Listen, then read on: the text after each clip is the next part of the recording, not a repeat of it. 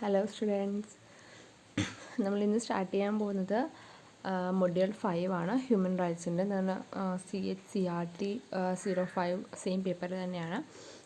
അതിന് മൊഡ്യൂൾ 3 നമ്മൾ കംപ്ലീറ്റ് ചെയ്തു. മൊഡ്യൂൾ 2 നിങ്ങൾക്ക് ഞാൻ അസൈൻമെൻറ്റ് തന്നിട്ടുണ്ട്. അതിനകത്ത് കുറേ ടോപ്പിക്സ് നമ്മൾ കവറപ്പ് ചെയ്തതാണ്. ബാക്കിയുള്ള പോർഷൻസ് അസൈൻമെൻറ്റായിട്ട് തന്നിട്ടുണ്ട്, അത് കംപ്ലീറ്റ് ചെയ്യുക. പിന്നെ ഞാൻ ഇന്ന് സ്റ്റാർട്ട് ചെയ്യാനായിട്ട് പോകുന്ന മൊഡ്യൂൾ 5 ആണ്. ഹ്യൂമൻ റൈറ്റ്സ് എന്ന് പറയുന്ന ഒരു മൊഡ്യൂളാണിത്. നമ്മുടെ ഹ്യൂമൻ റൈറ്റ്സ്, നമുക്ക് എന്തൊക്കെ അവകാശങ്ങളാണുള്ളത്, അതുമായി ബന്ധപ്പെട്ട കാര്യങ്ങളൊക്കെയാണ് ഈ ഒരു ചാപ്റ്ററിലുടനീളം നമുക്ക് പഠിക്കുവാനായിട്ടുള്ളത്. അത് എല്ലാ ചാപ്റ്ററിലെയും പോലെ തന്നെ ഇതും നന്നായിട്ട് മനസ്സിലാക്കി വെക്കാനായിട്ടുള്ളൊരു ചാപ്റ്ററാണ്. അപ്പോൾ നിങ്ങൾ കാണാതെ പഠിക്കുക എന്നുള്ളൊരു ആക്സെപ്റ്റിൽ നിൽക്കാതെ കുറേ കൂടെ കാര്യങ്ങൾ മനസ്സിലാക്കി വെക്കുവാനായിട്ട് ശ്രമിക്കുക. സോ ഞാൻ സ്റ്റാർട്ട് ചെയ്യാൻ വേണ്ടിയിട്ട് പോവാണ്. Human module 5 human rights introduction and meaning. Moral and rational nature of man entitles him to the enjoyment of certain rights which are called human rights. അതായത് നമ്മുടെ അവകാശങ്ങൾ, അതായത് ഒരു ഒരു മനുഷ്യനുള്ള അവരുടെ റൈറ്റ്സിനെ, അതായത് അവരുടെ മോറൽ വാല്യൂസും അതുപോലെ തന്നെ റാഷണൽ വാല്യൂസൊക്കെ കൺസിഡർ ചെയ്തുകൊണ്ട് ഒരു മനുഷ്യനുള്ള അവകാശങ്ങളെയാണ് നമ്മൾ ഹ്യൂമൻ റൈറ്റ്സ് എന്ന് പറയുന്നത്. These rights derive from the inherent dignity of the human person and they should be available to man everywhere and all at a time. These rights are necessary conditions for the development of human personality, and without them man would really not be man. The scope of human rights is over expanding. These rights set standards for providing and promoting certain civil, political, social and economic rights.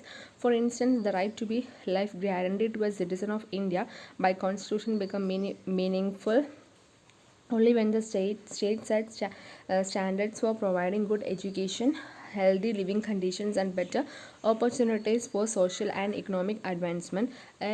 A very comprehensive definition is found in the Protection of Human Rights Act 1993 as amended in 2006. അതായത് നമ്മുടെ ഈ human rights ഒക്കെ നമ്മുടെ എന്താ പറയുക, develop ചെയ്ത് വന്നത് നമ്മുടെ ഓരോ മനുഷ്യരിൽ നിന്ന് തന്നെയാണ്. ഓരോ മനുഷ്യർക്ക് വേണ്ടുന്ന സാഹചര്യം അല്ലെങ്കിൽ ജീവിത സാഹചര്യത്തിനോടനുബന്ധിച്ചാണ് പല ഹ്യൂമൻ റൈറ്റ്സുകളും റൈസ് ചെയ്ത് വന്നത്. ഈ ഹ്യൂമൻ റൈറ്റ്സ് എല്ലാം തന്നെ നമ്മുടെ പേഴ്സണാലിറ്റി ഡെവലപ്പ് ചെയ്യുന്നതിന് ആവശ്യമാണ്. അപ്പോൾ ഇങ്ങനെയൊരു റൈറ്റ് ഇല്ലാതെ ഒരു മനുഷ്യന് കംപ്ലീറ്റ് ആയിട്ടൊരു മെൻ ആവാനായിട്ട് സാധിക്കില്ല, അല്ലെങ്കിൽ ഒരു മാൻ ആവാനായിട്ട് സാധിക്കില്ല. അതുകൊണ്ട് തന്നെ അതിൻ്റെ നമ്മളെ എക്സ്പാൻഡ് ചെയ്യുന്നതിന് വേണ്ടിയിട്ട്, നമ്മുടെ ഒരു ഹ്യൂമനെ എക്സ്പാൻഡ് ചെയ്യുന്നതിന് വേണ്ടിയിട്ടാണ് നമ്മൾ ഹ്യൂമൻ റൈറ്റ്സ് ഒക്കെ കൊണ്ടുവന്നിട്ടുള്ളത്. ഈ റൈറ്റ്സ് എല്ലാം തന്നെ സെറ്റ് ചെയ്ത് വച്ചിരിക്കുന്നത് നമ്മുടെ civil, political, social, economic living കണ്ടീഷൻസിനെ ബെറ്ററപ്പ് ചെയ്യുന്നതിന് വേണ്ടിയിട്ടാണ്.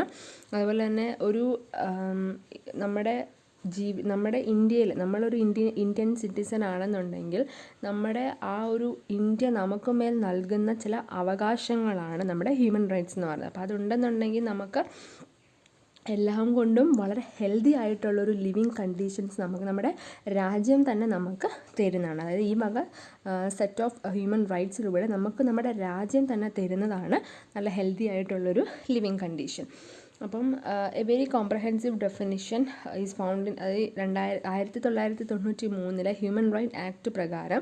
അതിൽ നമ്മുടെ ഈ ഹ്യൂമൻ റൈറ്റ് പ്രൊട്ടക്ഷന് വേണ്ടിയിട്ടുള്ളവരുണ്ടായിരുന്നു. പക്ഷെ അത് 2006 ആയപ്പോൾ ആ ഒരു ഭേദഗതിയിൽ ആ ഒരു റൈറ്റിലൊരു ഭേദഗതി വരുത്തി. ദ ടേം അതായത് ഹ്യൂമൻ റൈറ്റ്സിനൊരു ഡെഫിനിഷൻ കൊടുത്തിട്ടുള്ളതാണ്. അതായത് ഒന്നുകൂടെ ക്ലിയർ ആയിട്ട് പറഞ്ഞാൽ 1993 പ്രൊട്ടക്ഷൻ ഓഫ് ഹ്യൂമൻ റൈറ്റ് ആക്ടിൽ ഹ്യൂമൻ റൈറ്റ്സിനൊരു ഡെഫിനിഷൻ കൊടുത്തിരുന്നു. പക്ഷേ അത് 2006 ഭേദഗതി വരുത്തി. ആ ഡെഫിനിഷൻ എങ്ങനെയാണെന്നുള്ളതാണ് ഇനി പറയുന്നത്. The term human rights is defined under the act as the rights relating to life, liberty, equality and dignity of the individual guaranteed by the constitution or embodied in the international conventions and enforceable by court in India. അതായത് നമ്മുടെ act പ്രകാരം, protection of human right act 1993 പ്രകാരം human rights എന്ന് വെച്ചാൽ അതിൻ്റെ definition എങ്ങനെയാണെന്ന് വെച്ചാൽ നമ്മുടെ ലൈഫിനും അതുപോലെ തന്നെ liberty, equality and dignity of ഇൻഡിവിജ്വലിന് ആവശ്യമായിട്ടുള്ള അല്ലെങ്കിൽ അതിനോട് ബന്ധപ്പെട്ടിട്ടുള്ള റൈറ്റ്സാണ്. അത് ആര് നമുക്ക് ഗ്യാരണ്ടി തരുന്നതാണ്? നമുക്ക് നമ്മുടെ ഭരണഘടന ഗ്യാരണ്ടി തരുന്നതാണ്. അല്ലെന്നുണ്ടെങ്കിൽ ഇതൊരു ഇൻ്റർനാഷണൽ പരമായിട്ടുള്ളൊരു ഉടമ്പടിയാണ്. പക്ഷെ അത് നമുക്ക് തരുന്നത് നമ്മുടെ ഇന്ത്യ തന്നെയാണ്. അപ്പോൾ ഒന്നെന്നുണ്ടെങ്കിൽ നമ്മുടെ ഇന്ത്യ തന്നെ നമുക്ക് പ്രൊവൈഡ് ചെയ്യുന്ന ഒരു ഇൻ്റർനാഷണൽ ഉടമ്പടി, അല്ലെന്നുണ്ടെങ്കിൽ നമ്മുടെ കോൺസ്റ്റിറ്റ്യൂഷൻ നമുക്ക് തരുന്ന ചില നമ്മുടെ ലൈഫിന് ലിബർട്ടി, ഇക്വാലിറ്റി ഒക്കെ വേണ്ടിയിട്ട് നമ്മുടെ കോൺസ്റ്റിറ്റ്യൂഷൻ പ്രൊവൈഡ് ചെയ്യുന്ന ചില റൈറ്റ്സ് ആണ് ഹ്യൂമൻ റൈറ്റ്സ് എന്നാണ് പറയുന്നത്. International Covenants means the International Covenant on Civil and Political Rights and the International Covenant on Economic, Social and Cultural Rights adopted by the UN General Assembly in 1996 and such other conventions or conventions adopted by General Assembly of UN as a central government or maybe notification specify. അതൊരു international, നമ്മൾ പറഞ്ഞൊരു international ഉടമ്പടിയാണെന്ന് പറഞ്ഞാൽ നമ്മുടെ UN general അസംബ്ലിയിൽ 1996 UN general അസംബ്ലിയിൽ തന്നെ ചില എന്താ പറയുക, അവിടെ അവർ പ്രൊവൈഡ് ചെയ്യുന്ന, അതായത് UN അസംബ്ലി പ്രൊവൈഡ് ചെയ്യുന്ന ചില റൈറ്റ്സ് ഉണ്ട്. അത് നമ്മൾ കൾച്ചറൽ റൈറ്റ്സ് എന്നൊക്കെ പറയും. അപ്പം അതിൽ നിന്നും അല്ലെങ്കിൽ അതിനെ ആധാരമാക്കിക്കൊണ്ട് അല്ലെങ്കിൽ അതിനെ ബേസ് ചെയ്തിട്ട് നമുക്ക് പ്രൊവൈഡ് ചെയ്യുന്നതാണ് ഒരു പ്രൊവൈഡ് ചെയ്യുന്നു എന്നതിന് നമ്മൾ പറയുന്നതാണ് ഒരു ഇൻ്റർനാഷണൽ ഇത്. അതായത് UN എന്താ പറയുക, UN ജനറൽ അസംബ്ലിയോടും നമ്മളിത് എന്താ പറയുക, അതുമായിട്ടൊക്കെ നമ്മൾ ഈ ഹ്യൂമൻ റൈറ്റ്സിനെ ബന്ധിപ്പിച്ചിട്ടുണ്ട്. ഇപ്പോൾ ഇന്ത്യയുടെ കാര്യമാണ് നമ്മൾ പറയുന്നത്. അപ്പോൾ അതിനൊക്കെ അല്ലെങ്കിൽ അതും ഇന്ത്യ ഇൻ കേസ് ഇന്ത്യ നമുക്ക് ഉറപ്പ് തന്നില്ലെന്നുണ്ടെങ്കിൽ UN അതിന് റെസ്പോൺസിബിൾ ആണ്. അപ്പോൾ അത്തരത്തിലാണിത് ക്രിയേറ്റ് ചെയ്ത് വച്ചിരിക്കുന്നത്. ഇനി concept and development. Human rights are primarily part of the moral and political discourse that is used to justify the creation of human rights laws and other social institutions. The idea of human rights and fundamental freedom are universally accepted, and this problem never received so much attention as today. അതായത് നമ്മുടെ moral and political വാല്യൂസിന് primary stage എന്ന രീതിയിൽ വന്നത് തന്നെയാണ് human rights. ഇന്ന് അത് universally accepted ആണ്. അതായത് ഹ്യൂമൻ റൈറ്റ്സും അതുപോലെ തന്നെ ഫണ്ടമെൻ്റൽ ഫ്രീഡംസും ഇന്ന് അത് യൂണിവേഴ്സലി അക്സെപ്റ്റഡ് ആണ്. അതിനെ ബേസ് ചെയ്ത് പ്രശ്നങ്ങളോ കാര്യങ്ങളോ ഒന്നും തന്നെ ഉണ്ടാകുന്നും ഇല്ല.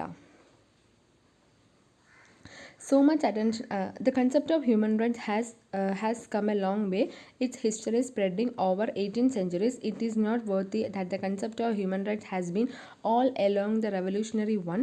The discourage of human rights is utilized by a variety of political movements, including many non-governmental organizations such as Amnesty International, and is particularly associated with the UN. WAS 1948 Universal Declaration of Human Rights constitutes the foundational document of certain human rights thinking and practice.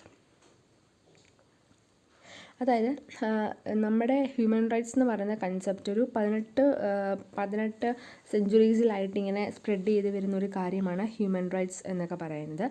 പക്ഷേ ഈ human rights എന്ന് പറയുന്ന ഒരു concept വന്നപ്പോൾ അതിനെ discourage ചെയ്യുന്നതിന് വേണ്ടിയിട്ട് ഒരുപാട് സംഘടനകളൊക്കെ ആ കാലത്ത് എറേസ് ചെയ്ത് വന്നിരുന്നു. അതിന് എക്സാമ്പിളാണ് കൊടുത്തിരിക്കുന്നത്. Declaration of human rights This document has led to many conventions and treaties committing participating states to a variety of human rights objectives such as non-discrimination, children's and right of indigenous peoples. അപ്പം അവർ ഈ human rights എന്ന concept വന്നു കഴിഞ്ഞപ്പോഴേക്കും ഒരുപാട് organisation അതിനെ discourage ചെയ്യാൻ വേണ്ടിയിട്ട് വന്നിരുന്നത് പല കാര്യങ്ങൾ പറഞ്ഞതുകൊണ്ട് വന്നിരുന്നു. എന്നാൽ അതിൻ്റെ പേരിൽ പിന്നീട് ഒരുപാട് ട്രീറ്റീസും കൺവെൻഷൻസും ഒക്കെ നടന്നു. കാരണം ഇങ്ങനെ ഓർഗനൈസേഷൻസ് പറയുന്നുണ്ടെങ്കിൽ അവർ വ്യക്തമായ റീസണോട് കൂടിയായിരിക്കും അതിനെ ഡിസ്കറേജ് ചെയ്യുന്നുണ്ടാവുക. അപ്പോൾ അതിനെപ്പറ്റി അന്വേഷിക്കുകയും അതിന് വേണ്ടിയിട്ട് പല സമിറ്റികളും കാര്യങ്ങളൊക്കെ കൂടുകയും ഒക്കെ ചെയ്തു. അതിൻ്റെ ഫലമായിട്ട് എന്താ പറയുക, നമ്മുടെ നമ്മുടെ നോൺ ഡിസ്ക്രിമിനേഷനെ റിലേറ്റ് ചെയ്ത് വരുന്ന ഹ്യൂമൻ റൈറ്റ്സ്, ചിൽഡ്രൻസിൻ്റെ റൈറ്റ്സ്, അപ്പോൾ അതുമായിട്ടൊക്കെയാണ് മെയിനായിട്ടും ഒരു ഇത് വന്നിരുന്നത്. The core of the moral and political concept of human rights is the idea that social and political arrangements should be based on the recognition of the equal worth of human right being. This recognition excludes such practices as torture, arbitrary and extreme punishments and slavery. It requires political mechanisms that ensure membership of a democratic state and guarantees a minimum level of material well-being for all human beings. അതായത് നമ്മുടെ ഈ human റൈറ്റ്സിൻ്റെ പ്രധാനമായുമുള്ള ഒരു concept, നമുക്കിങ്ങനെ human rights provide ചെയ്യുന്നതിനുള്ള പ്രധാനമായിട്ടുള്ള ഒരു concept എന്ന് പറഞ്ഞാൽ നമ്മുടെ ഹ്യൂമൻ ബീയിങ്സിന് എല്ലാവർക്കും ഈക്വൽ ആയിട്ടുള്ള എല്ലാ കാര്യത്തിലാണെങ്കിലും, ഇപ്പം പൊളിറ്റിക്കൽ അറേഞ്ച്മെൻ്റ് ആണെങ്കിലും ശരി, അതല്ല നമ്മുടെ സോഷ്യൽ അറേഞ്ച്മെൻ്റ് ആണെങ്കിലും ശരി, എല്ലാ ഹ്യൂമൻസിനും ഈക്വൽ ആയിട്ട് എല്ലാം ഡിസ്ട്രിബ്യൂട്ട് ചെയ്ത് കിട്ടണം. അതുപോലെ തന്നെ നമുക്ക് നമ്മളെ മേൽ, അല്ലാതെ ഓരോ ഹ്യൂമൻ ബീയിങ്സിനും മേലുണ്ടാകുന്ന ടോർച്ചർ, പണിഷ്മെൻറ്റ്, സ്ലേവറി, എല്ലാത്തിൽ നിന്നും ഒരു മാറ്റം ഉണ്ടാവണം. അപ്പോൾ ഇതുപോലുള്ളതൊക്കെ കൺസെപ്റ്റുകളൊക്കെ വെച്ചിട്ടാണ് നമുക്കിങ്ങനെ കുറേ ഹ്യൂമൻ റൈറ്റ്സ് പ്രൊവൈഡ് ചെയ്തതിൻ്റെ ഉദ്ദേശം എന്ന് തന്നെ പറയുന്നത്. ഇനി അടുത്ത 3 ജനറേഷൻ ഓഫ് ഹ്യൂമൻ റൈറ്റ്സ്. ഇനി ഹ്യൂമൻ റൈറ്റ്സിൻ്റെ 3 ജനറേഷൻ ഉണ്ടെന്നാണ് പറയുന്നത്. അതേതൊക്കെയാണെന്നുള്ളതാണ് കാണാൻ പോകുന്നത്. Human rights are classified in the civil, political, economic, social and cultural rights. അപ്പം civil, political, economic, social and cultural rights എന്നിങ്ങനെ 5 ഹ്യൂമൻ റൈറ്റ്സിനെ തരംതിരിച്ചിരിക്കുന്നു. Karel Vazek, a French jurist, developed 3 generations of human rights, linking these rights to 3 normative themes of the French Revolution, namely liberty, equality, and fraternity. Thus beget first generation of civil and political rights, liberty; second generation of economic, social, and cultural rights, equality; and third generation is newly emerging group of rights called solidarity rights or fraternity. അതായത് പറയുന്നതെന്ന് വെച്ചാൽ, നമ്മുടെ human റൈറ്റ്സിന് നമുക്ക് civil, political, economical and cultural rights എന്നിങ്ങനെ പറയാൻ പറ്റും. അപ്പം ആ സമയത്ത് അല്ലെങ്കിൽ 5 ഹ്യൂമൻ റൈറ്റ്സിന് 5 ആയിട്ട് നമ്മളിങ്ങനെ സബ് ഡിവൈഡ് ചെയ്ത് വെച്ചിട്ടുണ്ടായിരുന്നു. അങ്ങനെ സിവിലിന് കുറച്ച് റൈറ്റ്സ്, പൊളിറ്റിക്കലിന് കുറച്ച് റൈറ്റ്സ്, അങ്ങനെ 5 കാറ്റഗറീസിൽ നമ്മളിതിനെ ഡിവൈഡ് ചെയ്ത് വെച്ചിട്ടുണ്ടായിരുന്നു ഈ ഹ്യൂമൻ റൈറ്റ്സിനെ. അപ്പം അതിനുശേഷം കരൽ വാസക് എന്ന് പറയുന്ന ഒരു ഫ്രഞ്ച് ജൂറിസ്റ്റ് വന്നിട്ട് അദ്ദേഹം പറഞ്ഞു, നമ്മുടെ ഈ 5 കൺസെപ്റ്റിനെയും കൂടെ നമുക്കൊരു 3 ജനറേഷനായിട്ട് ഡിവൈഡ് ചെയ്യാൻ പറ്റും, അല്ലെങ്കിൽ 3 ജനറേഷൻ കാറ്റഗറിയിൽ ഇതിനെ നമുക്ക് ഇൻക്ലൂഡ് ചെയ്യാൻ പറ്റും. അങ്ങനെ അദ്ദേഹം കൊണ്ടുവന്ന ആ 3 ജനറേഷൻ ആണെങ്കിൽ 3 ടേംസാണ് ലിബർട്ടി, ഇക്വാലിറ്റി ആൻഡ് ഫെർട്ടർണിറ്റി എന്ന് പറയുന്നത്. അതിൽ ലിബർട്ടിക്കകത്ത് ഇൻക്ലൂഡ് ചെയ്ത് വരുന്നതാണ് സിവിൽ ആൻഡ് പൊളിറ്റിക്കൽ റൈറ്റ്സ്. അപ്പോൾ സിവിൽ, നമ്മൾ ആദ്യത്തെ ഡിവൈഡ് ചെയ്തിരുന്ന സിവിൽ ആൻഡ് പൊളിറ്റിക്കൽ എന്തിനകത്ത് പോയി? ലിബർട്ടിക്കകത്ത് പോയി. പിന്നെ വന്ന economical, social and cultural rights എവിടേക്ക് പോയി? ഇക്വാലിറ്റിക്കകത്ത് പോയി. അതിനുശേഷം പുതിയൊരു ജനറേഷൻ കൂടെ, അപ്പോൾ ആകെ മൊത്തം 5 എണ്ണമായിരുന്നു, പക്ഷേ അത് ഈ 2 ജനറേഷനിലായിട്ട് അദ്ദേഹം വെച്ചു. അങ്ങനെ പിന്നെ മൂന്നാമതൊരു ജനറേഷൻ കൂടെ വന്നു. അതിന് ഒരു ന്യൂലി എമേർജിങ് ഗ്രൂപ്പ് വന്നു. അതിനെ അദ്ദേഹം വിളിച്ചിരുന്ന പേരാണ് സോളിഡാരിറ്റി റൈറ്റ്സ് അല്ലെങ്കിൽ ഫെർട്ടർണിറ്റി എന്ന് പറയും. അപ്പോൾ മൂന്നാമതായിട്ട് എമേർജ് ചെയ്ത് വന്നത്, ഒരു 3rd ജനറേഷൻ പോലെ എമേർജ് ചെയ്ത് വന്ന ആ ഒരു റൈറ്റ്സിനെയാണ് നമ്മൾ ഫെർട്ടർണിറ്റി അല്ലെങ്കിൽ സോളിഡാരിറ്റി റൈറ്റ്സ് എന്ന് വിളിക്കുന്നത്. ഓക്കെ, ഇനി നമ്മൾ first generation of civil and political rights, അതായത് നമ്മുടെ സിവിൽ ആൻഡ് പൊളിറ്റിക്കൽ റൈറ്റ്സിനെ ഫസ്റ്റ് ജനറേഷനിൽ കാണാൻ പോവുകയാണ്. അതായത് നമ്മുടെ ലിബർട്ടി, ഈ സിവിൽ ആൻഡ് പൊളിറ്റിക്കൽ റൈറ്റ്സിനെ നമ്മൾ ലിബർട്ടിക്കകത്ത് വെച്ച്, ലിബർട്ടി എന്ന പേരിലല്ലേ ഇപ്പോൾ അറിയപ്പെടുന്നത്. അപ്പോൾ അതിൻ്റെ ഫസ്റ്റ് ജനറേഷൻ എന്താണ്, അല്ലെങ്കിൽ ഫസ്റ്റ് ജനറേഷനായിട്ട് നമ്മൾ കൺസിഡർ ചെയ്യുന്ന ലിബർട്ടി, അതിനകത്ത് എന്തൊക്കെ വരും? Civil and political rights. അപ്പോൾ അതെന്താണെന്നുള്ളതാണ് ഇനി കാണാൻ പോകുന്നത്. Civil and political rights are rights that protect individual from government and private infringement. അതായത് നമ്മുടെ ഈ സിവിൽ ആൻഡ് പൊളിറ്റിക്കൽ റൈറ്റിനകത്ത് എന്തൊക്കെയാണ് വരുന്നതെന്ന് ചോദിച്ചാൽ, നമ്മുടെ ഗവൺമെൻറ്റിനും അതുപോലെ തന്നെ പ്രൈവറ്റായിട്ടും ഓരോ ഇൻഡിവിജ്വലിന് മേൽ, ഗവൺമെൻറ്റിന് എന്തെങ്കിലും നമ്മുടെ ഓരോ മനുഷ്യർക്ക് മേൽ എന്തെങ്കിലും അനാവശ്യമായിട്ടുള്ളൊരു കൈകടത്തൽ, അല്ലെങ്കിൽ പ്രൈവറ്റ് ഫേംസിന് എന്തെങ്കിലും ഒരു കൈകടത്തൽ, അതിനെ പ്രൊട്ടക്റ്റ് ചെയ്തുകൊണ്ട് നമുക്ക് ഉള്ള റൈറ്റ്സാണ് ഈ സിവിൽ ആൻഡ് പൊളിറ്റിക്കൽ റൈറ്റ്സിൽ വരുന്നത്. These rights allow individuals to participate fully in society and political realm without discrimination. Civil rights include the right not to be discriminated against based on age, origin, religious, race, gender, etc. These rights also include freedom of speech, press, etc. Broadly speaking, civil rights are all rights that seek to treat individuals equally. Political rights include the right to a fair trial, right to assemble, right to petition, etc. First generation civil and political rights deserve primarily from the 17th and 18th century reformist theories associated with the English, American and French revolutions and the political philosophy of liberal individualism. Another striking feature is that while civil and political rights can be realized immediately, economic, social and cultural rights usually must be realized in the progression. അതായത് നമ്മുടെ ഈ ഒരു right പ്രകാരം അല്ലെങ്കിൽ നമ്മുടെ first generation of civil liberty പ്രകാരം പറയുന്നതെന്ന് വെച്ചാൽ നമുക്ക് നമ്മുടെ സൊസൈറ്റിയിലും അതുപോലെ തന്നെ നമ്മുടെ പൊളിറ്റിക്സിലും നമുക്ക് ഫുള്ളി പാർട്ടിസിപ്പേറ്റ് ചെയ്യാനായിട്ട് പറ്റും വിത്തൗട്ട് എനി ഡിസ്ക്രിമിനേഷൻ. അപ്പം എന്തിൻ്റെ പേരിലൊക്കെ നമ്മൾ ഡിസ്ക്രിമിനേറ്റ് ചെയ്യാൻ അവർക്ക് കഴിയില്ല. ഏജ്, ഒറിജിൻ, റിലീജിയൻ, റേസ്, വർഗം, ജെൻഡർ, ഇതിൻ്റെയൊക്കെ ബേസിൽ നമ്മളെ അവർക്ക് മാറ്റി നിർത്താനായിട്ട് പറ്റില്ല. അത് സോഷ്യൽ ആണെങ്കിലും ശരി, പൊളിറ്റിക്കൽ ആണെങ്കിലും ശരി, ഇതിൻ്റെയൊക്കെ ബേസിൽ അവർക്ക് നമ്മളെ മാറ്റി നിർത്തുവാനായിട്ട് സാധിക്കത്തില്ല. അപ്പോൾ ഇതുകൊണ്ട് തന്നെ അല്ലെങ്കിൽ ഈ ഒരു ലിബർട്ടി റൈറ്റ് പ്രകാരം നമുക്ക് freedom to speech and press അല്ല കേട്ടോ, എക്സ്പ്രസ് ആണ്, നമുക്ക് എക്സ്പ്രസ് ചെയ്യാനായിട്ടും അതുപോലെ തന്നെ സംസാരിക്കുന്നതിന് വേണ്ടിയിട്ടുമുള്ളൊരു സ്വാതന്ത്ര്യം കൂടെ ഈ റൈറ്റ് നമുക്ക് ഉറപ്പ് നൽകുന്നുണ്ട്. നമുക്ക് civil rights are all rights, നമുക്ക് ഓരോ ഇൻഡിവിജ്വലിനും നമുക്ക് കറക്റ്റായിട്ട് നമുക്ക് സംസാരിക്കുന്നതിന് വേണ്ടിയിട്ടുള്ള റൈറ്റ് ഓരോ ഇൻഡിവിജ്വലിനും കിട്ടുന്നുണ്ട്. അതുപോലെ തന്നെ നമുക്ക് അസംബ്ലി ചെയ്യാനും അതുപോലെ തന്നെ നമുക്ക് പെറ്റീഷൻ ഫയൽ ചെയ്യാനും ഒക്കെ ഉള്ള റൈറ്റ് നമുക്ക് ഇതിനകത്ത് കിട്ടുന്നുണ്ട്. ഇനിയും 17-18 സെഞ്ച്വറിയിൽ നിന്നുമാണ് നമ്മുടെ ഈ first generation civil and political rights derive ചെയ്ത് വന്നിരിക്കുന്നത്. English American French revolutions and political philosophy of liberal individualism. അപ്പോൾ ആ കാലത്ത് 17-18 കാലഘട്ടത്തിൽ നിലനിന്നിരുന്ന ഈ പറയുന്ന English American French revolutions political philosophy, അപ്പോൾ ഇതിൽ നിന്നൊക്കെ രൂപപ്പെട്ട് വന്നതാണ് നമ്മുടെ സിവിൽ ആൻഡ് പൊളിറ്റിക്കൽ റൈറ്റ്സ് എന്ന് പറയുന്നത്. ഇനിയും ഈ ഒരു റൈറ്റിൻ്റെ മറ്റൊരു സ്ട്രൈക്കിംഗ് ഫീച്ചർ എന്താണെന്ന് വെച്ചാൽ നമ്മളുടെ realise immediately economic, social and culture you must be realised in every progression. അപ്പോൾ ഓരോ തവണ നമുക്കൊരു പ്രോഗ്രഷൻ സംഭവിക്കുമ്പോഴും അല്ലെങ്കിൽ നമ്മൾ ഡെവലപ്പ് ചെയ്യുമ്പോഴും നമ്മൾ ഈ റൈറ്റ്സിനെയും കൂടെ നമുക്ക് ഡെവലപ്പ് ചെയ്യുന്നുണ്ട്, അല്ലെങ്കിൽ ഇതും കൂടെ ഡെവലപ്പായിട്ട് പോകുന്നുണ്ട്. അപ്പോൾ ഇതിൻ്റെ ഒരു സ്ട്രൈക്കിംഗ് ഫീച്ചറാണ്, ലിബർട്ടീൻ്റെ ഒരു സ്ട്രൈക്കിംഗ് ഫീച്ചറായിട്ടാണ് പറയുന്നത്. ഹ്യൂമൻസ് ഡെവലപ്പ് ചെയ്യുന്നതിനനുസരിച്ച് നമ്മൾ ഈ റൈറ്റ്സിനെ ഡെവലപ്പ് ചെയ്യാനായിട്ട് ശ്രമിക്കുന്നുണ്ട്, civil and political rights. Okay, ഇനി നമ്മുടെ second generation of economic, social and cultural rights, that is our equality. The second generation of economic, social and cultural rights have its origin primarily in the revolutionary struggles and welfare movements. Cultural, social and economic rights compasses basic needs and broader necessities. Social rights include the right to housing, food, health, education, etc. Economic rights include rights to adequate standard of living, a livable wage, a job, protection from economic exploitation, etc. Cultural rights include freedom of religion, freedom to one's culture and language, etc. നമ്മുടെ ഈ ഒരു second generation എന്ന് പറയുന്നത് അല്ലെങ്കിൽ ഇക്വാലിറ്റിയിൽ ഉൾപ്പെട്ടിട്ടുള്ള social, economical and cultural rights എന്ന് പറയുന്നത് ഒരുപാട് സ്ട്രഗിൾസിൻ്റെയും വെൽഫെയർ മൂവ്മെൻറ്റ്സിൻ്റെയും ഒക്കെ ഫലമായിട്ട് ഉണ്ടായി വന്നതാണ്.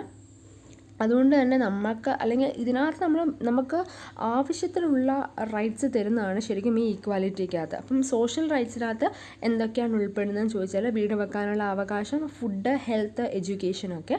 എക്കണോമിക് റൈറ്റ്സിനകത്ത് നമുക്ക് ആവശ്യത്തിനുള്ള ഒരു സ്റ്റാൻഡേർഡ് ഓഫ് ലിവിങ്, ഒരു അത്യാവശ്യം നല്ല രീതിയിലുള്ളൊരു ജീവിത സാഹചര്യം ഉണ്ടാവുക, അതുപോലെ തന്നെ ജീവിതത്തിന് ആവശ്യമായിട്ടുള്ളൊരു വേജസ്, ഒരു വരുമാനം, അതുപോലെ തന്നെ ജോബ്, അതുപോലെ തന്നെ എക്കണോമിക് എക്സ്പ്ലോയിറ്റേഷനിൽ നിന്നുള്ള പ്രൊട്ടക്ഷൻ, ഇതൊക്കെയാണ് എക്കണോമിക് റൈറ്റ്സിനകത്ത് ഇൻക്ലൂഡ് ആവുന്നത്. ഇനി കൾച്ചറൽ റൈറ്റ്സിനകത്ത് നമുക്ക് ഏത് മതത്തിൽ വേണമെങ്കിലും വിശ്വസിക്കാനുള്ള അവകാശം, അതുപോലെ തന്നെ ഫ്രീഡം ഓഫ് വൺസ് കൾച്ചറൽ ലാംഗ്വേജസിന്, മറ്റുള്ളവരുടെ മതം പഠിക്കുന്നതിനോ അല്ലെങ്കിൽ മറ്റുള്ളവരുടെ ഭാഷ സംസാരിക്കുന്നതിനോ അത് പഠിക്കുന്നതിനോ ഉള്ള സ്വാതന്ത്ര്യം. അപ്പം ഇങ്ങനെ നമ്മുടെ ജീവിതത്തിന് ആവശ്യമായിട്ടുള്ള കുറച്ച് റൈറ്റ്സ് തരുന്നതാണ് ശരിക്കും നമ്മുടെ ഈക്വാലിറ്റിക്കകത്ത് ഇൻക്ലൂഡഡ് ആയിരിക്കുന്നത്. ഓക്കെ, അതാണ് നമ്മുടെ second generation of economic, social and cultural റൈറ്റ്സിനകത്ത് ഉൾപ്പെടുന്നത്. ഇനി നമ്മുടെ പുതിയതായിട്ട് എമേർജ് ചെയ്ത് വന്നിട്ടുള്ള നമ്മുടെ third generation of solidarity rights, അതായത് നമ്മുടെ ഫെർട്ടർണിറ്റി. അപ്പോൾ നമ്മുടെ third generation of solidarity rights എന്ന് പറഞ്ഞാൽ നമ്മുടെ ഫെർട്ടർണിറ്റി തന്നെയാണ്. അതിലെന്താണ് പറയുന്നത് എന്നുള്ളത് നോക്കാം. The third generation of rights are collectively rights or group rights. They demand more equitable social orders and are called solidarity rights. All the six rights require the concerned effort to all social forces.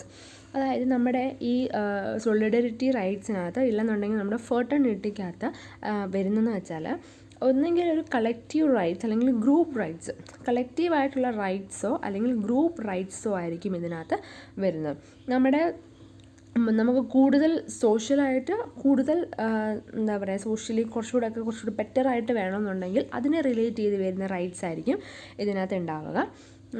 Article 28 of the Universal Declaration of Human Rights proclaims that everyone is entitled to a social and international order in which rights set forth on this declaration can be fully realized. Three of these rights reflect the emergence of the Third World War nationalism and its demand for the global redistribution of power, wealth and other important values. അതായത് നമ്മുടെ ഈ third വാർ നാഷണലിസത്തിന് ഇതിൽ നിന്നും ഉൾക്കൊണ്ടാണ് നമ്മുടെ ഇങ്ങനെയൊരു generation of rights form ചെയ്തത്. അപ്പോൾ ഇത് കുറച്ചുകൂടെ ബെറ്റർ ആയിട്ടുള്ള ഒരു എന്താ പറയുക പവർ, വെൽത്ത് അല്ലെങ്കിൽ മറ്റ് ഇമ്പോർട്ടൻ്റ് ആയിട്ടുള്ള കാര്യങ്ങൾക്കൊക്കെ അല്ലെങ്കിൽ അതുമായി റിലേറ്റ് ചെയ്ത് വരുന്ന റൈറ്റ്സ് ആണ് നമ്മളിതിനകത്ത് പറയുന്നത്. They are the right to political, economic, social and cultural self-determination, the right to economic and social development, and the right to participate in and benefit from the common heritage of mankind.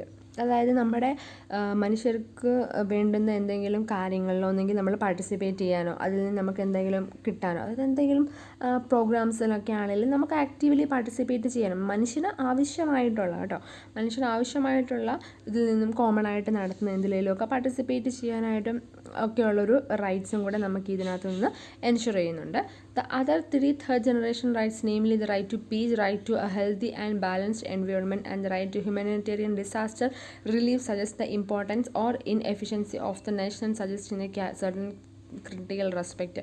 നമുക്ക് സമാധാനത്തിനുള്ള അവകാശം, ഹെൽത്തിന് വേണ്ടിയിട്ടുള്ള അവകാശം, അത് നമുക്ക് നല്ലൊരു healthy and balanced ആയിട്ടുള്ള environment കിട്ടുന്നതിനുള്ള അവകാശം, അതുപോലെ തന്നെ എന്തെങ്കിലും ഹ്യൂമനിറ്റേറിയൻ ഡിസാസ്റ്റർ അതിനുള്ള റിലീഫിന് വേണ്ടിയിട്ട് നമുക്ക് ചോദിക്കാനും പറയാനും ഒക്കെയുള്ള അവകാശം തുടങ്ങിയ അവകാശങ്ങളും കാര്യങ്ങളും ഒക്കെയാണ് ഈ ഫ്രെറ്റർണിറ്റിക്കകത്ത് ഇൻക്ലൂഡ് ചെയ്ത് വരുന്നത്.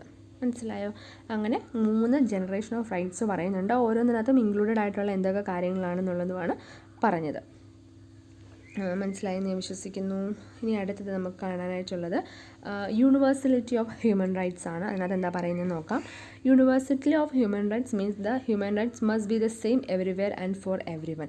അതായത് യൂണിവേഴ്സിറ്റി ഓഫ് ഹ്യൂമൻ റൈറ്റ്സ് എന്ന് വെച്ചാൽ ഹ്യൂമൻ റൈറ്റ്സ് എല്ലാവർക്കും എല്ലായിടത്തും ഒരുപോലെയാണ്. ഇന്ത്യയിൽ കുറച്ച് ഹ്യൂമൻ റൈറ്റ്സ് കൊടുക്കുന്നുണ്ടെന്നുണ്ടെങ്കിൽ ഇന്ത്യയിലുള്ള എല്ലാ ആളുകൾക്കും എല്ലാ പ്രദേശത്ത് താമസിക്കുന്ന ആളുകൾക്കും ഹ്യൂമൻ റൈറ്റ്സ് സെയിം ആണ്.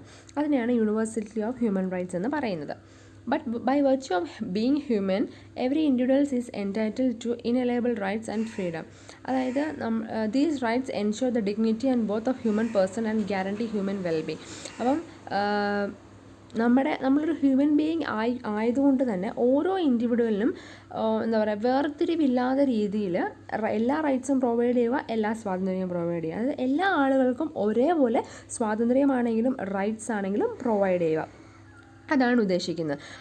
അതുകൊണ്ട് തന്നെ അല്ലെങ്കിൽ ഇങ്ങനൊരു അതുകൊണ്ട് തന്നെ നമ്മളെല്ലാവർക്കും ഈക്വലായിട്ട് കൊടുക്കുന്നത് കൊണ്ട് തന്നെ നമ്മൾ ഓരോ പേഴ്സണെയും റെസ്പെക്റ്റ് ചെയ്യുവാണ്, അവർക്ക് നല്ലൊരു ഡിഗ്നിറ്റി കൊടുത്ത് അവരെ റെസ്പെക്റ്റ് ചെയ്യുവാണ് ശരിക്കും ചെയ്യുന്നത്.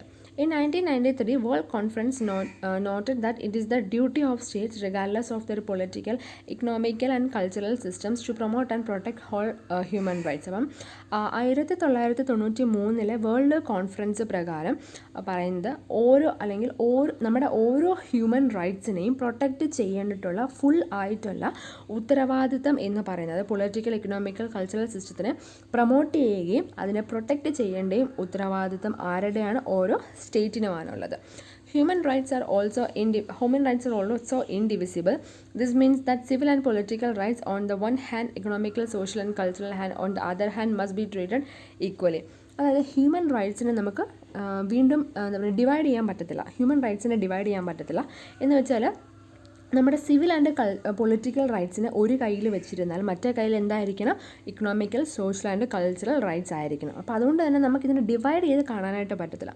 All are human rights only. Human right is one. ആ ഒരു രീതിയിൽ മാത്രമേ നമുക്ക് കൺസിഡർ ചെയ്യാനായിട്ട് സാധിക്കത്തുള്ളൂ. Neither set has priority over the other. അതായത് ഒന്നിന് കൂടുതൽ പ്രയോറിറ്റി കൊടുക്കാനൊന്നും പറ്റത്തില്ല. ഈ 5 എണ്ണം ഉണ്ടെങ്കിൽ ഈ 5 എണ്ണത്തിനും ഈക്വൽ പൊസിഷൻ ആയിരിക്കണം, അല്ലെങ്കിൽ ഈക്വൽ സ്ഥാനമായിരിക്കണം കൊടുക്കണം. അല്ലെങ്കിൽ സോഷ്യൽ ആൻഡ് പൊളിറ്റിക്കൽ ഇച്ചിരി മേലെയാണോ മറ്റേത് ഇച്ചിരി താഴെയാണ്, അങ്ങനെയൊന്നും കൊടുക്കാൻ പറ്റത്തില്ല. എല്ലാത്തിനും ഈക്വൽ പ്രയോറിറ്റി ആയിരിക്കണം നമ്മൾ കൊടുക്കേണ്ടത്. നമ്മളല്ല ഗവൺമെൻറ് കൊടുക്കേണ്ടത്, നമ്മളും Although every country must set priorities for the use of its resources at any given time, it is not the same as choosing between specific rights. അതായത് ഓരോ കൺട്രീസും അവരുടെ റിസോഴ്സസിന് കുറച്ച് പ്രയോറിറ്റീസും കാര്യങ്ങളൊക്കെ കൊടുത്തിട്ടുണ്ട്. പക്ഷേ അങ്ങനെ നമുക്കൊരിക്കലും റൈറ്റ്സിന് പ്രയോറിറ്റി കൊടുക്കാനായിട്ട് സാധിക്കില്ല. We must not be selective, for these rights are interrelated and independent. അതായത് freedom from fear and want are inextricably linked to freedom of speech and belief. The right to education is linked to health, and there is a clear connection between a mother's literacy and health of her very young children. അതായത് human റൈറ്റ്സിൽ സെലക്റ്റീവായിട്ട് നോക്കാനായിട്ട് പറ്റില്ല. അപ്പം നമ്മളെന്താ വിചാരിക്കുന്നത്, ഇതൊന്നും ഈ human റൈറ്റ്സിന് സെലക്റ്റീവാണ്, അല്ലെങ്കിൽ ഇതൊന്നും ഇൻ്റർ കണക്റ്റഡ് അല്ല, ഇൻ്റർ ഡിപ്പെൻഡൻ്റ് അല്ല എന്നാണ് നമ്മൾ വിചാരിക്കുന്നത്. പക്ഷെ അങ്ങനെയല്ല. ഹ്യൂമൻ റൈറ്റ്സ് എല്ലാം തന്നെ പരസ്പരം ബന്ധപ്പെട്ട് കിടക്കുന്നതാണ്. അപ്പോൾ അതുകൊണ്ട് തന്നെ ഒന്നിനെ നമുക്ക് പ്രയോറിറ്റി കൊടുക്കാൻ അല്ലെങ്കിൽ ഒന്നിനെ സെലക്റ്റീവായിട്ട് വെക്കാനായിട്ട് നമുക്ക് സാധിക്കത്തില്ല. അതിന് വളരെ ഫ്രീഡം ഓഫ് ഫിയർ, എന്താ പറയുക, നമുക്ക് പേടിക്കാനുള്ള അവകാശം, that is related with freedom of speech and belief. നമുക്ക് സംസാരിക്കുന്നതിനും വിശ്വസിക്കുന്നതിനുമുള്ളൊരു അവകാശമായിട്ട് ലിങ്ക് ചെയ്താണ് കിടക്കുന്നത്. അതുപോലെ തന്നെ നമ്മുടെ എഡ്യൂക്കേഷനുള്ള അവകാശം നമ്മുടെ ഹെൽത്തുമായിട്ട് ഡിപ്പെൻഡ് ചെയ്ത് കിടക്കുന്നത്. അങ്ങനെ എല്ലാം ഇൻ്റർ കണക്റ്റഡ് ആയിട്ടാണ് എല്ലാ human റൈറ്റ്സും നിൽക്കാറ്. Universally is in fact the essence of human rights. All people are entitled to them. All governments are bound to observe them. All states and civil actors should defend them. The global is nothing less than all human rights for all. അപ്പം human റൈറ്റ്സിൻ്റെ യൂണിവേഴ്സലിറ്റി എന്ന് വെച്ചാൽ എല്ലാ human റൈറ്റ്സും എന്ത് ചെയ്യുക, എല്ലാ ആളുകൾക്കും ഉള്ളതാണ്. എല്ലാ ആളുകൾക്കും, അങ്ങനെ പ്രായം, ജെൻഡർ, കാസ്റ്റ് അങ്ങനെ ഒന്നുമില്ല. എല്ലാ ആളുകൾക്കും ഈക്വലായിട്ട് കിട്ടേണ്ടതാണ് നമ്മുടെ ഹ്യൂമൻ റൈറ്റ്സ്. അപ്പോൾ ഗവൺമെൻറ് എന്ത് ചെയ്യണം, ഓരോ സ്റ്റേറ്റ് ഗവൺമെൻറ്റും അല്ലെങ്കിൽ സിവിലായിട്ട് നമ്മളെ ഭരിക്കുന്നത് ആരാണോ അവർ നമ്മൾക്ക് എൻഷുർ ചെയ്യണം. അതായത് ഓരോ ആളുകൾക്കും ഇങ്ങനെയുള്ള ഹ്യൂമൻ റൈറ്റ്സ് ശരിയായ രീതിയിൽ കിട്ടുന്നുണ്ട് എന്നുള്ളത് നമ്മുടെ ഗവൺമെൻറ് വേണം അത് എൻഷുർ ചെയ്യാനായിട്ട്. നമ്മുടെ മെയിൻ ഗോളെന്ന് പറയുന്നതും അതുതന്നെയാണ്, ഹ്യൂമൻ റൈറ്റ്സ് എല്ലാവർക്കും ഈക്വലായിട്ട് കിട്ടുക എന്നുള്ളതാണ്. അല്ല പ്രയോറിറ്റിയുടെ ബേസിൽ ഒന്നും തന്നെ ഹ്യൂമൻ റൈറ്റ്സ് ഇല്ല. എല്ലാ ആളുകൾക്കും ഒരേപോലെ ലഭിക്കേണ്ടതാണ് നമ്മുടെ ഹ്യൂമൻ റൈറ്റ്സ് എന്ന് പറയുന്നത്. ഓക്കെ, അടുത്ത നമുക്ക് കാണാം ഹിസ്റ്ററി ഓഫ് ഹ്യൂമൻ റൈറ്റ്സ്. അതും കൂടെ നോക്കാം. നമ്മുടെ ഹ്യൂമൻ റൈറ്റ്സിൻ്റെ ഹിസ്റ്ററി എന്താണെന്നുള്ളത്. Throughout much of history, people acquire rights and responsibilities through their membership in a group, a family, indigenous nation, religion, class, community or state. നമ്മൾ പറയുന്നത് പോലെ തന്നെ എല്ലാ ഹിസ്റ്ററിയും ഡെവലപ്പ് ചെയ്ത് വരുന്നത് പോലെ തന്നെ നമ്മുടെ ഹ്യൂമൻ റൈറ്റ്സും റെസ്പോൺസിബിലിറ്റീസും ഒക്കെ ഓരോ ഫാമിലിയിൽ നിന്നും അല്ലെങ്കിൽ ഓരോ റിലീജിയൻ, ഓരോ ക്ലാസ്, കമ്മ്യൂണിറ്റി, സ്റ്റേറ്റ്, അങ്ങനെ തന്നെയാണ് നമ്മുടെ ഓരോ റൈറ്റുകളും അറൈസ് ചെയ്ത് വന്നിട്ടുള്ളത്. In 539 BC, Cyrus the Great, after conquering the city of Babylon, did something totally unexpected. He freed all slaves to return home. Moreover, he declared people should choose their own religion. The Cyrus Cylinder, a clay tablet containing her statement, is the first human rights declaration in the history. അതായത് BC 539 കാലഘട്ടത്തിൽ ഖൈറസ് the great എന്ന് പറയുന്ന ആൾ Babylon എന്ന് പറയുന്ന city കീഴടക്കിയതിന് ശേഷം അദ്ദേഹം ആദ്യം ചെയ്ത കാര്യം എന്ന് വെച്ചാൽ അവിടെ ഉണ്ടായിരുന്ന, അദ്ദേഹം വളരെ അൺഎക്സ്പെക്റ്റഡ് ആയിട്ട് ചെയ്തിരുന്ന ഒരു കാര്യമാണ്, അവിടെ ഉണ്ടായിരുന്ന എല്ലാ സ്ലേവുകളെയും അദ്ദേഹം തിരിച്ച് വീട്ടിലേക്ക് പറഞ്ഞു വിടുകയും ചെയ്തു. ഏത് മതത്തിൽ വേണമെങ്കിലും ആളുകൾക്ക് വിശ്വസിക്കാനുള്ള ഒരു അവകാശം കൂടെ അദ്ദേഹം കൊടുത്തു. അത് വളരെ അൺഎക്സ്പെക്റ്റഡ് ആയിട്ട് ചെയ്തിരുന്ന ഒരു കാര്യമാണ്. അങ്ങനെ അദ്ദേഹത്തിൻ്റെ ഒരു ടാബ്ലറ്റിൽ, ഒരു ക്ലേ ടാബ്ലറ്റ്, അതായത് മണ്ണിൽ എഴുതി വെച്ചിരുന്ന ഒരു ഇതാണ് അദ്ദേഹത്തിന് നമ്മുടെ ഹ്യൂമൻ റൈറ്റ്സിൻ്റെ ഫസ്റ്റ് ഡിക്ലറേഷനായിട്ട് നമ്മുടെ ഹിസ്റ്ററിയിൽ കണക്കാക്കുന്നത്. അപ്പോൾ ഹ്യൂമൻ റൈറ്റ്സ് ഫസ്റ്റ് ഡിക്ലറേഷനായിട്ട് കണക്കാക്കുന്നത് ഈ കൈറസ് ദ ഗ്രേറ്റിൻ്റെ തന്നെയാണ്. കാരണം എല്ലാ സ്ലേവ്സിനെയും വീട്ടിലേക്ക് പറഞ്ഞു വിട്ട്, കൂടാതെ അവർക്ക് ഏത് മതം വേണമെങ്കിലും സ്വീകരിക്കാനായിട്ടുള്ള ഫ്രീഡവും കൊടുത്തു. അത് അദ്ദേഹം എഴുതി വെച്ചിട്ട് നമ്മുടെ ഹിസ്റ്ററീസ് സ്റ്റഡി ചെയ്ത് കഴിയുമ്പോൾ നമുക്കതിനകത്ത് മനസ്സിലാവും. അപ്പോൾ നമ്മുടെ ഹ്യൂമൻ റൈറ്റ്സിൻ്റെ ഫസ്റ്റ് ഡിക്ലറേഷനായിട്ട് നമ്മൾ കൺസിഡർ ചെയ്യുന്നതും അതുതന്നെയാണ്. The idea of human rights spread quickly to India, Greece and eventually Rome. The most important advances since them have included. പിന്നീട് ഈ ഹ്യൂമൻ റൈറ്റ്സ് എന്ന് പറയുന്ന അപ്പോൾ ആദ്യമായിട്ട് ഹ്യൂമൻ റൈറ്റ്സ് വന്നത് എവിടെയാണ്? ബാബിലോണിലാണ്. പിന്നീട് ഇത് പല രാജ്യത്തേക്കും സ്പ്രെഡ് ആവാൻ തുടങ്ങി. ഇന്ത്യ, ഗ്രീസ്, റോം തുടങ്ങിയ രാജ്യങ്ങളിലേക്കൊക്കെ സ്പ്രെഡ് ആവാൻ തുടങ്ങി. 1215 the Magna Carta gave people new rights and made kings subject to the law. 1215 Magna Carta എന്ന് പറയുന്ന ആളെന്ത് ചെയ്തു, പുതിയ പുതിയ റൈറ്റുകൾ കൊടുക്കാൻ തുടങ്ങി. അതായത് ഒരു ലോയുടെ ബേസിൽ മാത്രം, രാജവാഴ്ച തന്നെ, പക്ഷേ കുറച്ച് ലോസും കാര്യങ്ങളും ഒക്കെ ബേസിലായിരിക്കണം രാജാവ് ഭരിക്കേണ്ടത്. 1628 the petition of rights of the people, petition of right വന്നു. അതിനകത്ത് പീപ്പിളിന് ആവശ്യത്തിനുള്ള റൈറ്റുകൾ കൊടുത്തിരുന്നു. കാരണം ഓരോ റൈറ്റ്സിലും വന്ന അഡ്വാൻസസ് ആണ് പറയുന്നത്. പിന്നെ 1776 the United States Declaration of Independence proclaimed the right of life, liberty and pursuit of happiness. The United States Declaration of Independence പ്രകാരം ജീവിക്കാനും ലിബർട്ടിക്കും അതുപോലെ തന്നെ സന്തോഷമായി ജീവിക്കാനുള്ള ഒരു അവകാശം കൊടുത്തു. അത് വന്നത് 1776 പിന്നെ വന്നത് 1789 the declaration of rights of man and of a citizen, the document of France stating that all citizen are equal under the law. അപ്പം the declaration of rights of men and of a citizen പ്രകാരം ഈ ലോയ്ക്കടിയിൽ എല്ലാ ആളുകളും ഒരുപോലെയാണ്, ആർക്കും അവിടെ പ്രയോറിറ്റിയും കാര്യങ്ങളും ഒന്നും തന്നെ ലഭിക്കുന്നില്ല. Contemporary international human rights law and the establishment of United Nations have important historical significance. Efforts in the 19th century to prohibit the slave trade and to limit horror of the war was the prime example. In 1919, countries established International Labour Organization to oversee treaties protecting workers with respect to their rights, including their health and safety. അതായത് നമ്മുടെ ഈ human rights പ്രകാരം വന്ന law കാര്യങ്ങളൊക്കെ വന്നതുകൊണ്ട് ശരിക്കും നമ്മുടെ ഒരു ഹിസ്റ്റോറിക്കൽ അഡ്വാൻസ് തന്നെയാണ് നമുക്ക് ഉണ്ടായിരിക്കുന്നത്. അതായത് 19-ാം നൂറ്റാണ്ട് ആയപ്പോഴേക്കും നമ്മൾ ഈ സ്ലേവ് ട്രേഡ്, അതായത് നമ്മൾ ഈ അടിമകളെ അങ്ങോട്ടും ഇങ്ങോട്ടും വിൽക്കുന്ന ഒരു പതിവ് ആ കാലഘട്ടത്തിലുണ്ടായിരുന്നു. അപ്പോൾ അതിനെ എന്ത് ചെയ്യാൻ തുടങ്ങി, പ്രൊഹിബിറ്റ് ചെയ്യുന്നതിന് വേണ്ടിയിട്ടുള്ള എഫേർട്ടുകളും കാര്യങ്ങളൊക്കെ പിന്നീട് എടുത്തു തുടങ്ങി. അപ്പോൾ അതിന് വേണ്ടിയിട്ട് ഉണ്ടായ ഒരു ഓർഗനൈസേഷനാണ് ഇൻ്റർനാഷണൽ ലേബർ ഓർഗനൈസേഷൻ എന്ന് പറയുന്നത്. അപ്പോൾ ഈ ഓർഗനൈസേഷൻ പ്രകാരം എല്ലാ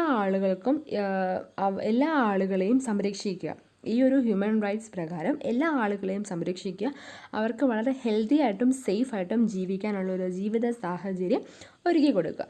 Concern over the protection of certain minority groups are raised by the League of Nations at the end of the First World War. അതിനുശേഷം ഫസ്റ്റ് വേൾഡ് വാറിന് ശേഷം ഇതുപോലെ മൈനോറിറ്റീസ് ഗ്രൂപ്പ്സും എന്താണെങ്കിൽ ഓരോരോ ഓർഗനൈസേഷനും കാര്യങ്ങളൊക്കെ കൊണ്ടുവരാനായിട്ട് തുടങ്ങി. However, this organization for international peace and cooperation created by victorious European alliance never achieved its goals. The League floundered because the United States refuses to join and because the League failed to prevent Japanese invasion of China and Manchuria and Italy's attack on Ethiopia. പക്ഷേ പിന്നീട് പല പല ഓർഗനൈസേഷനുകളും വന്നു, പരസ്പരം ഈ ലോയുടെയൊക്കെ ബേസിൽ സഹായിക്കാനൊക്കെ തുടങ്ങി. പക്ഷേ അപ്പോൾ അതിനുശേഷം ഉണ്ടായി വന്ന ഒരു ലീഗ് ഉണ്ടായിരുന്നു, അതായത് ഒരു ലീഗ് ഓഫ് നേഷൻസ് എന്ന് പറയുന്ന ഒരു ഇതുണ്ടായിരുന്നു. അതായത് മൈനോറിറ്റി ഗ്രൂപ്പുകളെല്ലാം കൂടെ ചേർന്ന് ഉണ്ടാക്കിയ ഒരു ഓർഗനൈസേഷനാണ് ലീഗ് ഓഫ് നേഷൻസ് എന്ന് പറയുന്നത്. അത് ഫസ്റ്റ് വേൾഡ് വാറിൻ്റെയൊക്കെ അവസാനമായപ്പോഴേക്കും. പക്ഷേ ഇതിനകത്തേക്ക് ജോയിൻ ചെയ്യാൻ വേണ്ടിയിട്ട് US റെഫ്യൂസ് ചെയ്തു, US അതിനെ നിരസിച്ചു. അതെന്തുകൊണ്ടാണെന്ന് ചോദിച്ചാൽ ഈ ലീഗിന് നമ്മുടെ ചൈനയെയും മഞ്ചൂരിയനെയും ജപ്പാൻ ആക്രമിക്കുന്നത് തടയാനൊന്നും ഈ ലീഗിന് സാധിച്ചിരുന്നില്ല. അപ്പോൾ എന്തിനു വേണ്ടിയിട്ടാണ് ഈ ലീഗ് രൂപീകരിച്ചത്, ലോയുടെയൊക്കെ ബേസിൽ എല്ലാവരെയും സംരക്ഷിക്കുക. പക്ഷേ ഇങ്ങനെ ഉണ്ടാകുന്ന അറ്റാക്കുകളും കാര്യങ്ങളും ഒന്നും തന്നെ പരിഹരിക്കാനായിട്ട് ഈ ഒരു ലീഗ് ഓഫ് നേഷന് സാധിച്ചിരുന്നില്ല. അതുകൊണ്ട് തന്നെ US അതിനകത്ത് ജോയിൻ ചെയ്യാനായിട്ട് തയ്യാറായിരുന്നില്ല. It finally died in the onset of the second world war ആയതോടുകൂടി അങ്ങനൊരു ലീഗ് ഓഫ് നേഷൻ എന്ന് പറയുന്ന ഓർഗനൈസേഷൻ തന്നെ അതോടുകൂടി അവസാനിച്ചു. The idea of human rights emerge stronger after world war II ശേഷമാണ് ഈ ഹ്യൂമൻ റൈറ്റ്സ് എന്ന് പറയുന്ന ഒരു ഐഡിയ വന്നത്. The extermination by Nazi Germany over 6 million Jews, Sinti and Romani homosexuals and persons with disabilities horrified the world. Trials were held in Nuremberg and Tokyo after World War II, and officials from the defeated countries were punished for committing war crimes and crimes against peace and crimes against humanity. അതായത് പറഞ്ഞത് നമ്മുടെ second world വാറിന് ശേഷമാണ് human rights എന്ന് പറയുന്ന ഒരു idea തന്നെ ഡെവലപ്പായിട്ട് വന്നത്. പിന്നീട് ഈ വേൾഡ് വാറിൽ ഒരുപാട് ആളുകൾക്ക് ഒരുപാട് പ്രശ്നങ്ങൾ ഫേസ് ചെയ്യാനായിട്ട് വന്നിട്ടുണ്ട്. ഈ നാസി ജർമ്മനി, ജൂയിസ് അവരുടെ ഭരണം കാരണം ജൂയിസ്, സിന്ധി, റൊമാനി ആയിട്ടുള്ള ആളുകൾക്ക് അല്ലെങ്കിൽ പേഴ്സൺസ് വിത്ത് ഡിസബിലിറ്റീസ്, ഹോമോസെക്ഷൽസ് അങ്ങനെയുള്ള ആളുകൾക്കൊക്കെ ഒരുപാട് പ്രശ്നങ്ങൾ ഫേസ് ചെയ്യാനായിട്ട് വന്നിട്ടുണ്ട്. അതായത് ഈ സെക്കൻഡ് വേൾഡ് വാറിൻ്റെ ടൈമിൽ trials were held in Nuremberg and Tokyo. അതായത് അതിനുശേഷം അല്ലെങ്കിൽ ആ ഒരു വാറിന് ശേഷമാണ് ഹ്യൂമൻ റൈറ്റ്സ് എന്നുള്ളൊരു കൺസെപ്റ്റ് വന്നത്. ബിക്കോസ് ആ ആളുകൾക്ക് ഒരുപാട് പ്രശ്നങ്ങൾ ഫേസ് ചെയ്യേണ്ടതായിട്ട് വന്നിട്ടുണ്ട്. അപ്പോൾ അവർക്ക് എങ്ങനെയെങ്കിലും അല്ലെങ്കിൽ അവർക്ക് കിട്ടേണ്ട റൈറ്റ്സ് അവർക്ക് കിട്ടണം. അപ്പോൾ അതിന് വേണ്ടിയിട്ടുള്ള പ്രശ്നങ്ങളും കാര്യങ്ങളും ഒക്കെ ആയിരുന്നു. അപ്പോൾ അതിൻ്റെ ഒരു ട്രയലായിട്ട്, അതായത് ഹ്യൂമൻ റൈറ്റ്സ് ഇങ്ങനെ ഇംപ്ലിമെൻറ്റ് ചെയ്യാമെന്നുള്ളതിൻ്റെ ഒരു ട്രയലായിട്ട് നോക്കിയത് ന്യൂറംബർഗ് ആൻഡ് ടോക്കിയോ എന്ന് പറയുന്ന സ്ഥലത്താണ്. പക്ഷേ officials from the defeated countries were punished to committing war crimes, crimes against peace and crimes against humanity. പക്ഷേ ഈ സമാധാനത്തിനെതിരെ നടക്കുന്ന ക്രൈമുകൾ, ഹ്യൂമാനിറ്റിക്കെതിരെ നടക്കുന്ന ക്രൈമുകൾ, അപ്പം അങ്ങനെ നടക്കുന്ന ക്രൈമുകളെയൊക്കെ ശരിക്കും പറഞ്ഞാൽ ഒഫീഷ്യൽസ് ഡിഫീറ്റ് ചെയ്തു എന്നാണ് പറഞ്ഞത്. അങ്ങനെ വരുന്ന കൺട്രീസിനെയൊക്കെ ഡിഫീറ്റ് ചെയ്തു എന്നാണ് പറയുന്നത്. Governments then committed themselves to establish the United Nations with the primary goal of bolstering international peace and preventing conflict. People wanted to ensure that never put anyone to unjustly denied life, freedom, food, shelter, nationality. അതായത് ഇങ്ങനെ പലതിൻ്റെയും ബേസിൽ ഓരോരോ ആളുകളെ ഓരോരോ countries, അതായത് നമ്മുടെ countries പരസ്പരം തമ്മിൽ യുദ്ധം നടത്തുന്ന സമയത്ത് ആവശ്യമില്ലാത്ത കാര്യങ്ങളുടെ പേരിലൊക്കെയായിരുന്നു അവരെ ചൂഷണം ചെയ്തുകൊണ്ടിരുന്നത്. അപ്പോൾ ആളുകൾക്ക് വേണ്ടത് ഒന്നിൻ്റെ പേരിലും അവർക്ക് അവരുടെ ജീവിതം, സ്വാതന്ത്ര്യം, ഫുഡ്, ഷെൽട്ടർ, നാഷണാലിറ്റി നിഷേധിക്കരുത് ആരും. അപ്പം അങ്ങനെയുള്ളൊരു രീതിയായിരുന്നു ആളുകൾക്ക് ആവശ്യമായിട്ടുണ്ടായിരുന്നത്.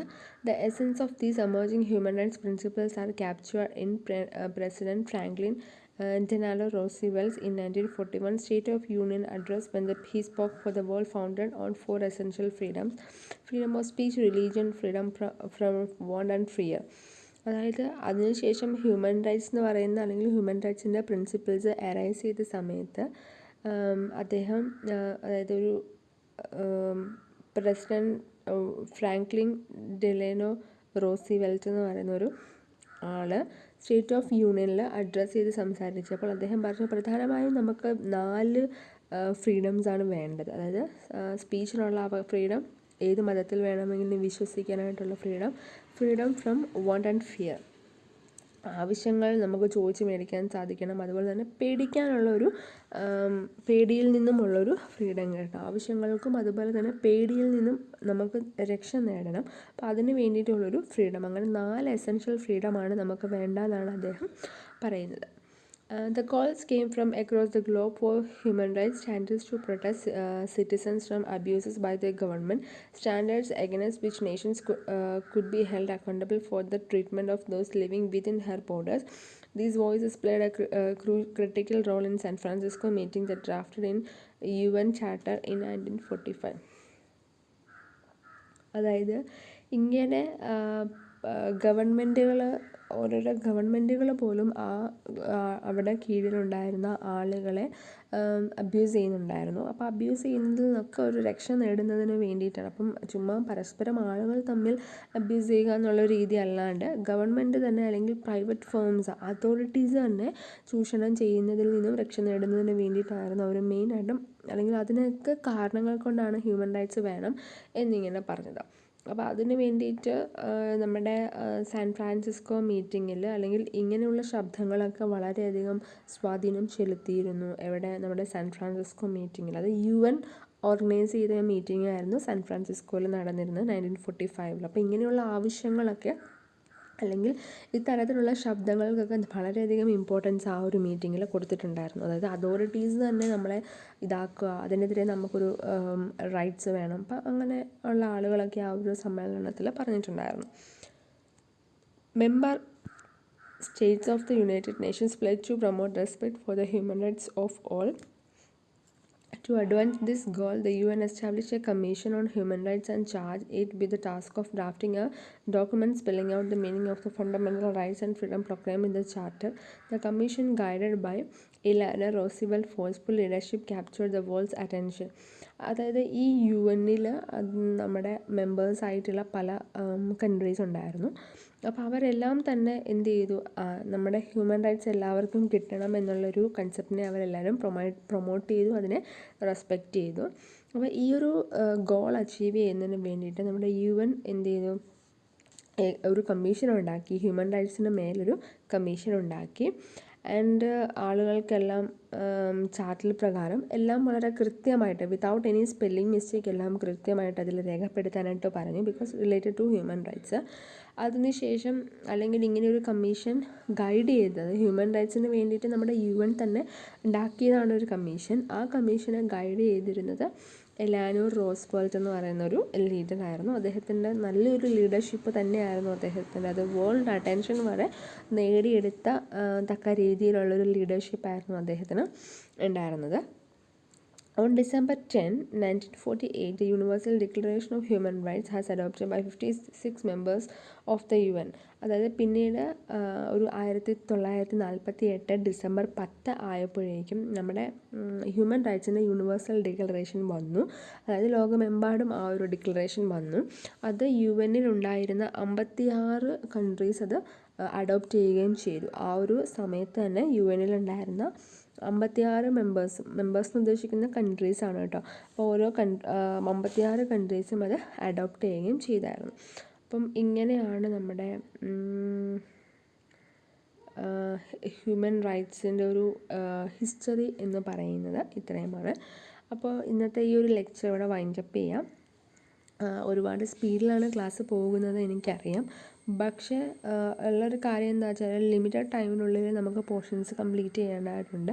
പിന്നെ നിങ്ങളിത് വായിച്ച് മനസ്സിലാക്കുക. ഇതിപ്പോൾ ഞാൻ എത്രത്തോളം പറഞ്ഞു തന്നാൽ നിങ്ങളിലേക്ക് എത്രത്തോളം എത്തും എന്നെനിക്കറിയില്ല. ബട്ട് നിങ്ങൾ സ്വയം അതൊന്ന് വായിച്ച് മനസ്സിലാക്കുകയാണെന്നുണ്ടെങ്കിൽ നിങ്ങൾക്ക് കുറച്ചും കൂടെ നല്ലതായിട്ട് ഐഡിയ വരും. എന്നിട്ട് നിങ്ങളുടെ ഓൺ ലാംഗ്വേജസിൽ നിങ്ങൾക്ക് എഴുതാൻ പറ്റും. അപ്പോൾ അതിന് വേണ്ടിയിട്ട് ട്രൈ ചെയ്യുക. So that I am going to wind up this lecture. Thank U.